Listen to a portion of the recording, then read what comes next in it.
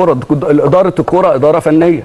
الاستقرار المادي مثلا هو ده موضوع تاني بتاع يعني مجلس الاداره. انه فكره التواصل ما بين اللجنه الحاليه وما بين المدير الفني ومدير الكوره مش كافيه، لازم يبقى في النص لجنه كوره هي اللي تدير ملف الكوره لغايه الانتخابات. السنه اللي نادي الزمالك حصل فيها مشكله وعملوا لجنه، كان اللجنه الاولانيه كنت موجود في اللجنتين، كنت في اللجنه الاولانيه اللي هو عماد كان وبعد كده كابتن حسين.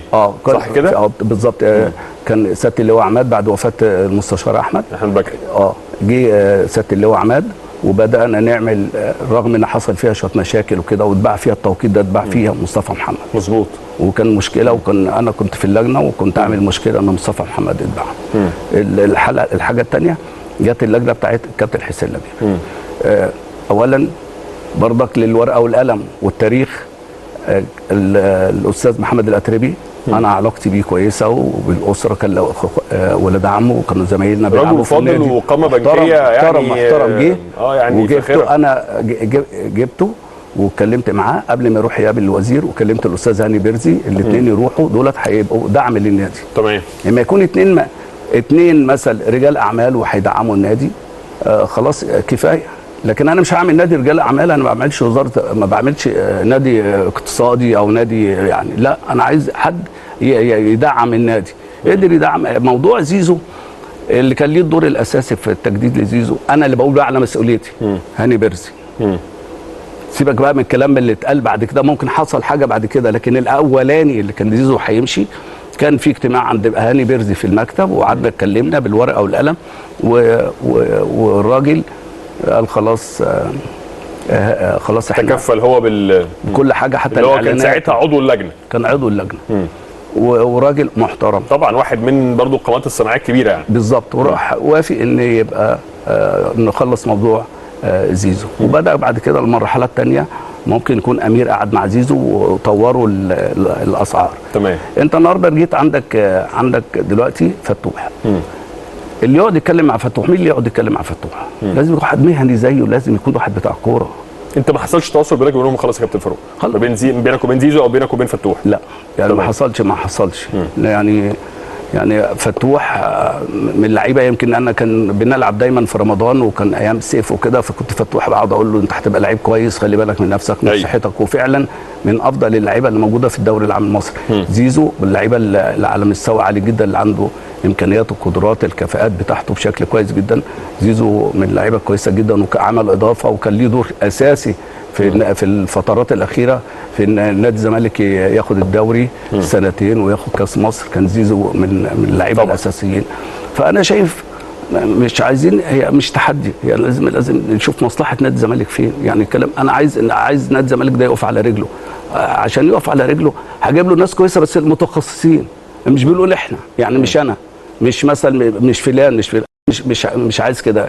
يعني هو يجيب حد متخصص، لكن يقول ما فيش لجنه فنيه. يعني ايه ما فيش لجنه فنيه؟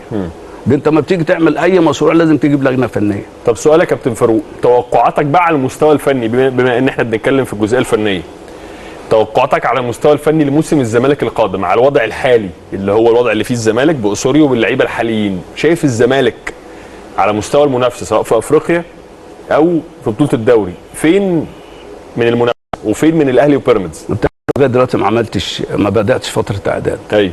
عملوا قياسات وقياسات بدنيه وقياسات طبيه، لكن حتى الان لسه، بس هم بداوا تمرينات في النادي يعني. اول يوم النهارده يعني. فتره اعداد. احنا ناس متعلمه، ناس مثقفه. احنا يعني اتعلمنا في لايبزيج، احنا كنا كي جي 1 في لما رحنا هناك اتعلمنا ونورونا وعلمونا وبتاع، واحنا لكل الناس اللي بتشتغل. فترات الاعداد ليها فتره زمنيه وليها برامج بتشتغل بالبرامج صباحا ومساء، ونفس النظام الغذائي، النظام التدريبي، الحاجات اللي انت بتشتغل عليها في الجيم، الحالات القوه بتبقى فيها ليها سيستم شغال. انا شايف ان ده عشان يتعمل لازم يتعمل جهاز، وجهاز كويس جدا. حتى لو الراجل الفتره الاولانيه بتاعت الاعداد المدير الفني مالوش فيها اكتر من 15-20%، لكن في ناس بتعد وبتحضر اللعيبه، سواء مثلا بتتكلم على التغذيه، في برامج للتغذيه بتاكلها في اثناء فتره الاعداد، علاجيه اثناء فتره الاعداد، القياسات اثناء فتره الاعداد، الاعمال اللي بتشتغل عليه اثناء فتره الاعداد، المهاره اثناء فتره، طرق اللعب اثناء فتره الاعداد، توظيف اللعيبه من مكان لمكان اثناء فتره الاعداد. انت لازم عايز تبقى في استقرار موجود عندك، ولازم الراجل لو هو هيحتاج اي حد انت لازم هتجيب له الاحتياجات، وخصوصا فتره الاعداد. ولكن فتره الاعداد محتاجه وقت، انت بتتكلم في شهر في فتره اعداد. يعني النادي الاهلي النهارده بقى له 5 ايام بيتمرن او 6 ايام، مش كده؟ مظبوط. وبعدين هيجي بعد 24 يعني بقى له 6 ايام. ايوه ال6 ايام مثلا بعد اسبوع اكتر. طب هتخش بعد كده هتلاقي دخل في 15 الاهلي برضه عشان عنده ماتش افريقيا عنده، بس ما هو الزمالك برضه هيلعب دور 16 17 18 بس الاهلي نفس الحال تقريبا. بس الاهلي عنده ماتش طبعا اهم واقوى اللي هو بتاع ماتش السوبر يعني. بس انت بقى بتروح لمباراه السوبر النادي الاهلي هيكون، لكن انت بتروح للحته المعنويه. النادي الزمالك كان في الفتره الاخيره لعب في البطوله العربيه، ادى بشكل كويس لكن ما قدرش يكمل. ما قدرش يكمل. احنا نشوف الاسباب ايه بقى ما خلتوش يقدر يكمل. هل هي فنيه؟ هل هي بدنيه؟ هي مثلا طب انت شايف يا كابتن فاروق انه بالامكانيات الحاليه اللي مع اسوريو يقدر ينافس الاهلي وبيراميدز السنه الجايه وكل الفرق طبعا يعني، بس تحديدا الاهلي وبيراميدز؟ النادي الزمالك محتاج التدعيم، والتدعيم ده عايز افكار وعايز لجنه فنيه. برضك انا بقول اللجنه الفنيه ما حدش يقدر من اللجنه الثلاثه المحترمين دولت ان يقدر يجيب لعيب ويقول لك ده لعيب كويس ولا دي مش شغلته. لازم تكون لجنه فنيه تختار اللعيب وتختار التدعيم. انت عايز تدعم في انهي مكان؟ الراجل بيقول انا عايز لعيبه شول مثلا اشول او اعصر بيشتغل ناحيه الشمال. هم مين بقى اللي انت عايزهم؟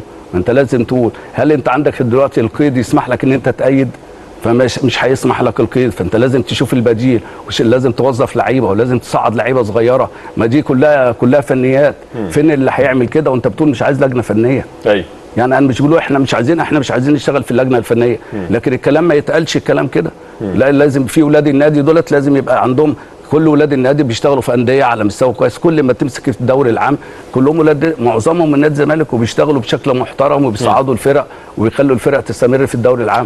طب ما تخلينا نمشي في نفس نستعين بالولاد دولت ونمشي بنفس الخطوات. طيب نروح بقى كابتن فاروق لجزئيه مهمه قبل ما ندخل الاهلي والبيراميدز. عايز اكلمك على سيف. نصيحتك ليه ايه في بيراميدز؟ وهل بتتمنى كأب واحد من اهم كبار نجوم نادي الزمالك تتمنى ان هو بعد فتره طالت ام قصرت انه يرجع نادي الزمالك تاني؟ هو انا طبعا انا اكتر يمكن انا 3 صدمات في حياتي.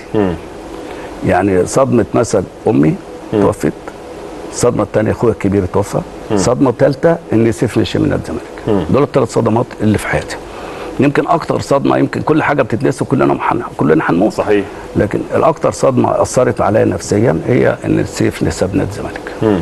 يعني يمكن لظروف انا ما كنتش موجود معاه، ودي حاله. انا مش موجود في حياته مع والدته، فانا بره الموضوع. لكن خدوا القرار ومشي من النادي. يمكن دي اكبر صدمه ان ابني بقى اللي احنا النادي ده، يعني لو سيف كبر وبقى شخصيه وبقى حاجه يعني تشرف من نادي. يعني النادي له الدور، يعني ان كان اتعلم كويس، ان كان ركب عربيه كويسه، ان كان لبس كويس، ان كان خرج، ان كان سافر، كل الحاجات دي ما دي كلها من خلال النادي ليه الدور الاساسي ان سيف وصل للمرحله دي. فالصدمه دي كانت بالنسبه لي كبيره جدا. انا ساعتها يمكن جيت اعتذرت، كان في الاستوديو اعتذرت، ما كنتش هقدر اقعد اتكلم على موضوع سيف، لكن انا بتكلم لا اكبر صدمه لسيف. لكن انا اتمنى له ان شعبيته تبقى كويسه، اداؤه يبقى كويس، يبقى عنده اصرار، يثبت وجوده، يروح المنتخب ويروح نادي الزمالك. هو ده افكاري. يعني افكاري ان هو لازم يرجع البيت اللي اتربى فيه. يعني يرجع البيت اللي هو اتربى فيه. نروح للبيراميدز يا كابتن فاروق. بتشوف الموسم الانتقالات اللي بيراميدز عملوه السنه دي واستعدادهم بالمعسكر الخارجي اللي بيعملوه لاول مره بالشكل اللي موجود في بيراميدز السنه دي، تتوقع ان ممكن الموسم اللي جاي يحققوا بطوله الدوري؟ يعني هو هيبقى، انا اعتقد ان هو السنه الجايه هيبقى سنه التحضير بقى بشكل كويس، هيكون اكثر تركيزا، عندهم طموحات افضل، بيدعموا بشكل كويس جدا. المدرب بتاعهم باتشيكو مدرب كويس. الاستقرار الفني الاداري عامل حاله فنيه كويسه جدا. انا شايف ان السنه الجايه بيراميدز هيكون شريك في ال3 الاولانيين. يعني ال3 انت عارف الدوري ده بيتخطف، بس هو بقى له برضه هو في الوضع ده كابتن فاروق. الناس كلها بقى متخيله او متوقعه وبتتساءل هل بعد التدعيمات اللي عملوها مؤخرا هل ممكن بطوله الدوري تبقى قريبه بالاستقرار الموجود باستمرار باتشيكو؟ بالظبط. كلامك صح، ان انت لما بتيجي تدعم انت بتاخد وقت للتدعيم وتحضر بشكل كويس جدا، الثقه بتيجي للعيبه، وبعدين بتروح على الاهلي والزمالك وتبقى المنافس ليهم وبتبقى بتعمل نتائج معاهم ايجابيه. النتائج الايجابيه مع الاهلي والزمالك يخلوك تاخد الدوري. ايوه. لكن هم مع الوقت بقى ما يجي توصل له الحاله ان انا ابقى زي الاهلي والزمالك وان اللعيبه بتاعتي موجوده في المنتخب وانا عملت التدعيم ان انا عايز اروح لبطل دوري. هي صعبه شويه، ولكن اللعيبه ما بيكون عنده الاصرار والاراده عند اللعيبه بجانب التدعيم من مجلس اداره. هو مشكله بيراميدز بالورقه والقلم، لو عنده جماهير هياخد الدوري، لكن بيراميدز ما عندوش جماهير، ما عندوش اعلام زي الاهلي والزمالك، ودي مؤخره. اتكلم بصراحه، يعني انت بتطلع لما بتتكلم على بيراميدز ما بتقعدش ما بتعملش اشاده باللعيبه الموجوده، عنده لعيبه كويسه جدا، بس الانديه عارفه ان هم مش هيسيبوهم ان هم اعلى نسبه يعني او قيمه للعيبه هم بيراميدز، فمش هيسيبوا اللعيبه، ودي عامله ممكن عامله استقرار للعيبه. لكن الفتره اللي جايه لو انت سمحت ان انت ما تستمرش في النتائج الايجابيه وتكسب، والاهلي والزمالك كان بيقول الاهلي والزمالك لو ما استمروش في المكسب وان هم يبقوا بيتكلموا على بيراميدز ان هو ند ولازم يكسبوا بيراميدز ولازم يعملوا نتائج ايجابيه مع الفرق الثانيه ولازم يبقى عندهم طموح للدوري، لو ما